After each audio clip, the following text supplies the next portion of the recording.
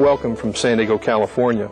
We are reaching you in English, Spanish, and Portuguese, live through a unique and complex international telecommunications network via satellite, microwave, and cable. The International Training Center at San Diego State University brings us together once again through this original video conference program, which joins distinguished organizations representing education, business and government in Mexico, Cuba, the Dominican Republic, Costa Rica, Panama, Colombia, Venezuela, Peru, Ecuador, Brazil, Bolivia, Paraguay, and Argentina. We also welcome Spain, the United States of America, the Organization of American States in Washington, D.C., and the United Nations Conference on Trade and Development located in Geneva, Switzerland. Today, we will examine the baby boom generation, its profile, dynamics, and markets. This is the 5th video conference of the year 2001 series on New Generation Knowledge for Productivity and Global Success. I'm Dan Hopwood, an associate of the ITC, and your moderator for today's program. I'm a baby boomer, though toward the younger end of the scale, and I'm certain you can see that by looking. Okay, I admit to being in the middle of the pack. Boomers are unique, and to some extent, as I see it, two nearly distinct groups exist within the baby boomers. It's not so much the age that differentiates the younger and the older aspect of the boomers, but the types of experiences that they've had. Let me share an example. My sister is just 4 years my senior. Though I had to register for the military draft through the Selective Service Administration, and I did so proudly, I could only watch the tail end of the Vietnam War and appreciate what our military personnel had gone through. On the other hand, my sister had many friends who served in Vietnam. Some were drafted, some volunteered. Sadly, many were injured and some were killed. Our perspectives of the Vietnam War were vastly different. She was 18 at the height of the war, while I was 18 as the U.S. was bringing their service personnel home. Our speaker today, Susan Mitchell, has been with us before, and you've had a chance to sample her research and knowledge of society segments and the many generations. She will highlight for you how boomers have uniquely influenced our world as consumers, entrepreneurs, and activists. Her guest, Charles Reilly, will briefly touch on a hallmark of the baby boomer generation, and one I have been very active in, and that is volunteerism. The reason volunteerism is a hallmark is that it helps to serve as a vehicle to quench the boomers' desires to learn, to stretch their consciousness, and to help paint a picture for the future. Few boomers are satisfied with the status quo. In the first half of her presentation, Susan will highlight the structure of the baby boom generation and the array of changes they have faced. If you will, Susan will continue to fill in the canvas of the baby boomers so that you will recognize the painting when she has completed her artistic endeavors. Our new guest, Charles Reilly, has faced many of the challenges of the boomers, actively sought out many different experiences as boomers are known to do, and as in the case with many of us boomers, he does not necessarily see a time where a traditional retirement is in his future. Let me introduce our presenters for today's program. Susan Mitchell is a writer, author, and lecturer specializing in demographics and social and consumer trends. She frequently speaks to and consults with businesses and organizations such as Burger King, Cigna, and Motorola about many generational issues. Ms. Mitchell is the author of several demographics reference books, including American Attitudes and Generation X, The Young Adult Market. Her most recent book, American Generations, examines the demographics of the 5 living generations of Americans: millennials, Generation X, baby boomers, the swing generation, and the World War II generation. Her articles have appeared in publications such as Time Magazine, the New York Times, and the Wall Street Journal. And she has appeared on the Today Show, MSNBC, Fox Network News, and Oprah to discuss baby boom and generational matters. A former contributing editor for the American Demographics and former editor of the Boomer Report, Ms. Mitchell has done extensive research on the demographics and lifestyles of the different generations. She holds a BS in psychology from the University of Wisconsin at Madison. As always, Susan, it's great to see you. And Susan is one of the ITC's best friends, and thanks for being here. In the second module, Susan will interview Charles Reilly. He is the president of Charles Reilly Company, a marketing, communications, and strategic planning firm with experience in a wide range of industries, including manufacturing, healthcare, financial services, engineering, law, and accounting. Charles began his company to serve educational and nonprofit entities, such as schools and hospitals, then expanded into corporate advertising and public relations. He has written several business plans for startup companies and has served as a volunteer on the boards of trustees of nonprofit agencies, chiefly in the fundraising and board development capacities. He has won national awards for publication design and statewide and regional awards in journalism. A former fellow of the Washington, D.C. Journalism Center, Charles spent several months in Washington interacting with members of Congress, the Cabinet, the Supreme Court, and of the shadow government of lobbyists and think tank personnel. Charles is a graduate of Brown University and also holds an MBA degree from San Diego State University. Charles, welcome. We look forward to your many contributions and insights. Thank you. Before we begin our first module, I would like to ask our speakers to comment on one challenge that many boomers around the world face, and that's a technology divide. Recently, a major publication dedicated to senior citizens, mostly in the United States, intimated that some of the seniors and older boomers did not want to fully capitalize on the technological world. Why would some of our older boomers resist learning as much as they can about technology and its applications? For example, there's a myriad of software focused on consumers, or games for that matter. What do you see as some of the major inhibitors for the older boomers wanting to get into this technology? Susan, let's start with you. Thanks, Dan. I think, first of all, we need to be clear that we're defined, what the group you're talking about is just the very oldest group of boomers. Among anyone in their 40s, certainly most of those in their early 50s, they have embraced technology to a remarkable degree. But the oldest boomers, for many, the software you talk about, the games, these sorts of things, have little relevance to their lives. It's not something that enhances their daily activities. It's not something that replaces other activities sufficiently. They're enjoying what they're doing. So I think that some of the technological divide is by choice. Some, though, is simply that the oldest boomers did not grow up with this sort of technology, and there is a higher level of discomfort the older you are. And I think you'll find that among younger and younger and younger people, comfort with technology is greater. It seems almost like some of the divide is not only a given, but it's because it's not practical for them. Yes. At least not anymore. Charles, what are some of your insights? A few things. I guess I'm one of those who spends hours a day on the computer, but I confess I've never learned to program the VCR, so maybe I'm somewhere in the middle on that. Yeah. I think there are a couple things. For example, we all use email. You couldn't do business and, for that matter, conduct other relationships without it.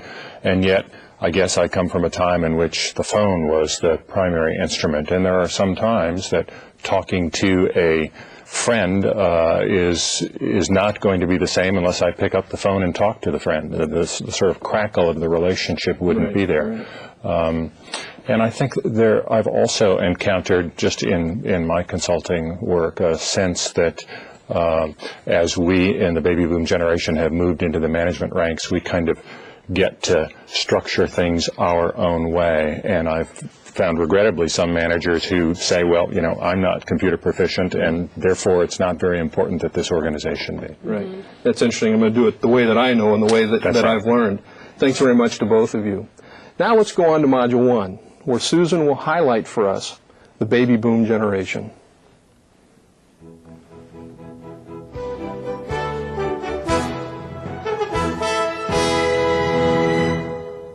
Born between 1946 and 1964, the baby boom generation is the largest generation in the United States.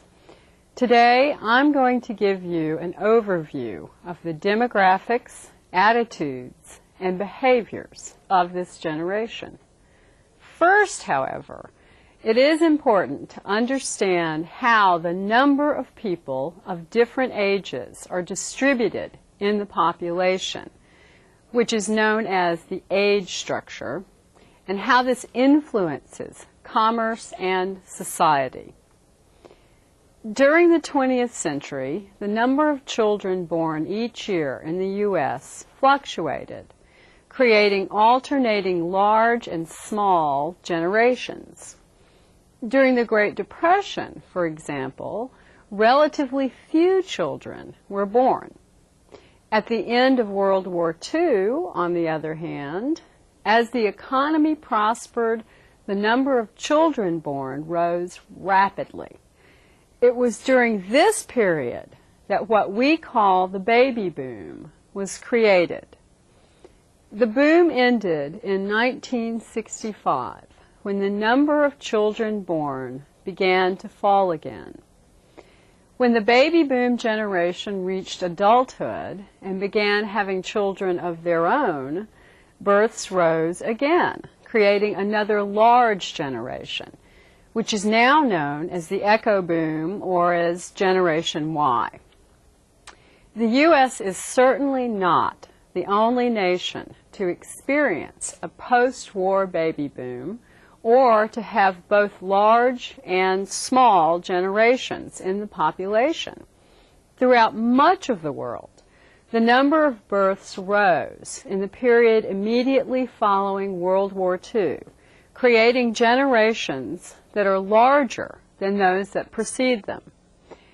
Even in nations where the number of births did not change significantly, however, you can find people who have an outlook similar to that of the U.S. baby boom generation, because they were raised in the same period of rapid societal and technological change. The relative size of generations affects the age distribution of the population. When generations are of uneven size, as they are in the U.S. today, the social and economic effects can be far-reaching. In the 1950s, for example, schools that were adequate for educating the relatively small generation that preceded the baby boom were suddenly flooded with students as the boomers arrived. When the last class of boomers graduated from elementary school, grade schools across the U.S. had to adapt to Generation X, the smaller generation that followed them. Now, however, the echo boom is again filling the schools to overflowing and straining school budgets. This expansion and contraction in the population can catch businesses, government, and society in general off guard. And most nations will, at some point, face this type of age structure, even if they do not now. To be successful, you need to look down the road and see what's coming. The music industry, for example, has responded to a shrinking number of teens and young adults by repackaging the favorite music of middle-aged baby boomers to sell to them in a new compact disc format. When the number of babies began to fall, many companies that manufactured baby clothing and baby food stretched their market by making slight changes in existing products to make them appealing to toddlers. Many clothing manufacturers, on the other hand, continue to cater primarily to young people, even as their sales fall. U.S. television networks, which are expressly uninterested in adults over age 50, have watched their ratings decline year after year. Now, this is not to suggest that the best strategy for everyone is to target only the largest generation. Whether the population of people in their 20s is large or small, young adults are always the best market for many products and services, including apartments, beer, and coin laundries. Similarly, government and society must address the concerns of all ages. But understanding the dynamics created by the population age structure will prevent you from making crucial mistakes. Today, the middle-aged share of the population is at an all-time high.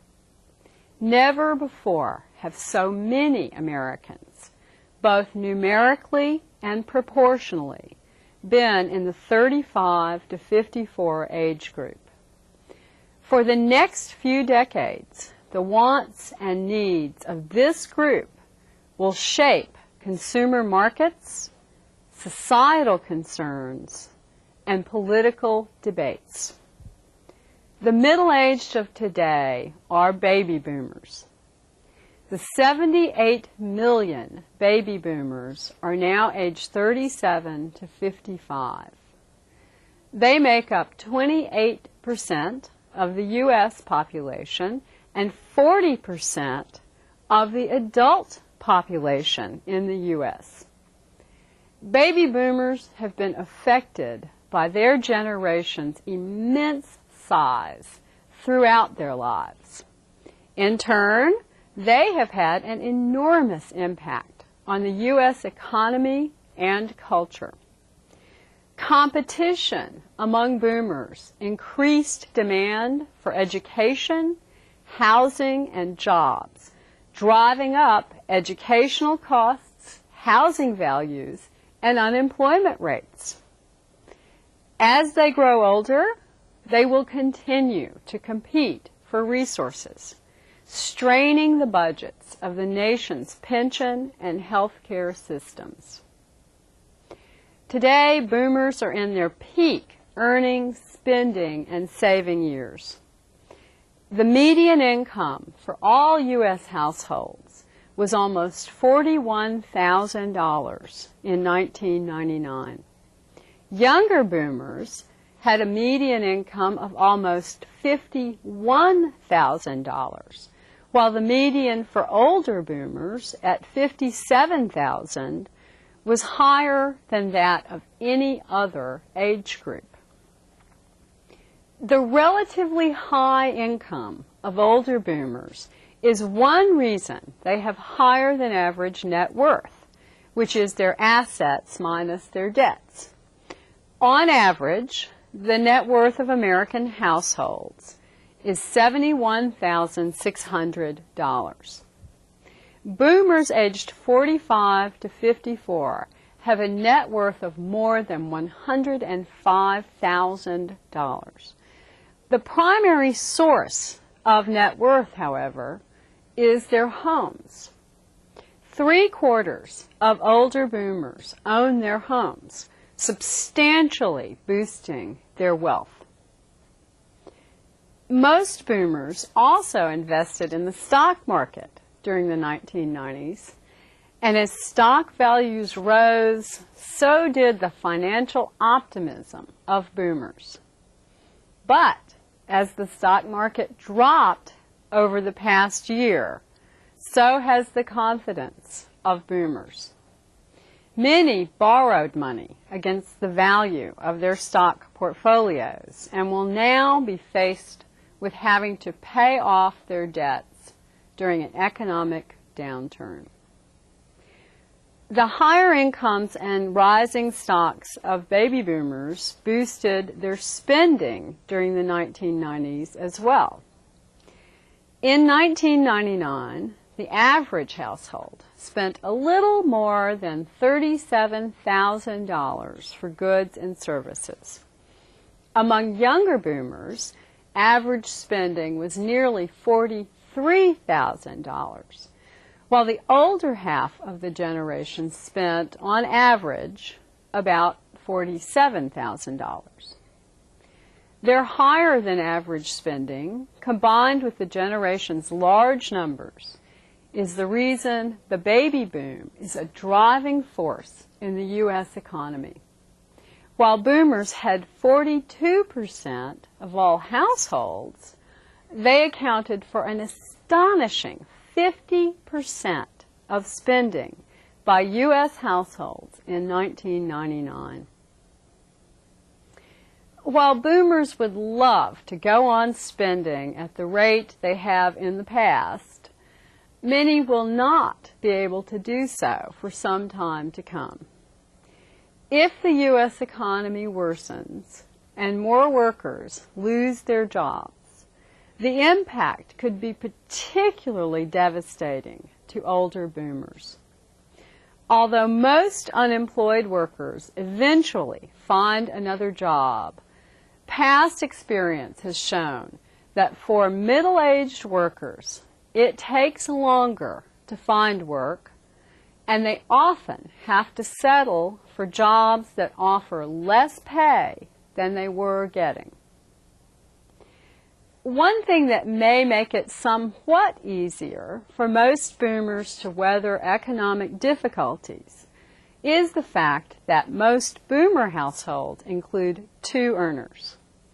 Both husband and wife are in the labor force in 71% of married couples in this generation. In fact, most boomer women, regardless of marital status, are employed. The rise in the number of working women during the second half of the 20th century is one of the big stories of the baby boom generation. During the late 1960s, as the oldest boomer women graduated from high school and college, rather than marrying and becoming housewives, these women went to work in record numbers. In 1950, only 38% of women aged 45 to 54 were in the labor force. By 1970, the proportion had increased to 54%. Today, 77% of women aged 45 to 54 are in the labor force. Interestingly, as women's labor force participation increased, men's labor force participation declined slightly. In 1950, fully 96% of men aged 45 to 54 were in the labor force, but today a lower 89% are. Many have chosen to retire early. A few are taking care of the household while their wives work, and others have quit working temporarily to return to school. By the way, although working women are now the norm, the division of labor in the home has not changed much. For boomer women, this means they are juggling their careers, homes, and in some cases, children as well. Overloaded women are behind the rise in convenience as a selling point. Frozen dinners, drive-through dry cleaners, and mail order and internet purchasing are all manifestations of the demand by busy boomers for convenience. Another factor in the higher income of boomers is the types of work they do. More than 1/3 of boomers in the U.S. are in management or professional occupations. Another 28% are in technical, sales, or administrative support occupations. Not only are these generally higher paying jobs, but the boomers' many years in the labor force enables them to command higher salaries. Boomers make up the largest share of the American workforce. Nearly half of all workers are members of this generation. But their dominance in this arena sometimes brings conflict between older and younger workers. While the size of the baby boom makes this conflict particularly strong, this is actually not an uncommon situation. When young workers enter the workforce, they are full of enthusiasm and new ideas. Middle-aged managers, on the other hand, have become comfortable with things as they are. Ironically, when the boomers were young, they jumped into work, intending to remake businesses using their own ideas and their ways of doing things. But they encountered the same resistance from older managers. Over time, boomers were able to make many changes in the workplace, molding it to more suit their interests and needs. For example, most businesses in the U.S. now allow employees to wear more casual clothing than would have been tolerated decades ago. The structures of companies have changed to allow more input from lower-level employees and to encourage more teamwork. These changes all reflect characteristics of the boomer generation: a desire for a more casual lifestyle, a less hierarchical and authoritarian structure, and a more egalitarian environment. Now that the boomers have created a work environment that is comfortable for them, they are reluctant to move over and let a new generation make the changes they want. Young workers complain, for example, that boomer managers are too slow to react to technological changes or too cautious to take chances on a new business approach.